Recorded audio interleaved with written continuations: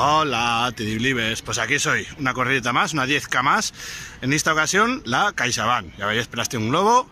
Y bueno, pues que sale de pabellón José Luis Abós, que hasta le han feito un graffiti muy fiero con un otro nombre, que no sé por qué, lo eleva. Y bueno, pues esta corrida, la verdad es que voy safegando porque vengo corriendo ya para ir calentando. Bueno, pues sale desde aquí, va, levanta ya y bueno, pues lo de siempre, pues traviesa el Ebro el par de vegadas y tal. Y una corrida bien pincha, entre otras cosas, porque tiene muita animación. Trompeticas, charangas, joteros y de todo lo bueno.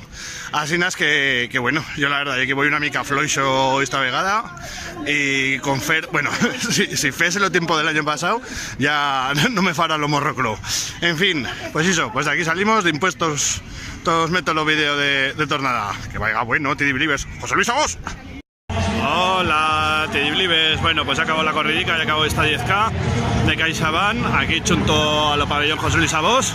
Y bueno, la verdad es que muy bien organizada, muy tachén, 4.000 personas han dicho que lleva.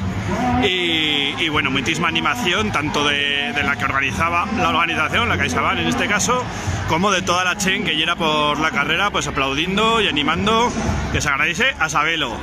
Y bueno, la verdad es que la arribada a la meta impresionante, pues eso, con muchísima chen, pero llegan timas, nos han dado fruta, nos son dando perastí de Zaga de Isabel, son repartiendo paella y ahora, pues ya sabéis, la recompensa, una de estas que me va a apretar más a gusto que para qué.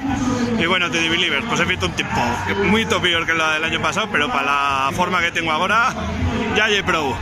Muy satisfecho, muy bien corrido y me lo he pasado de vitimón, que es lo que importa. Vaya bueno, nos villemos.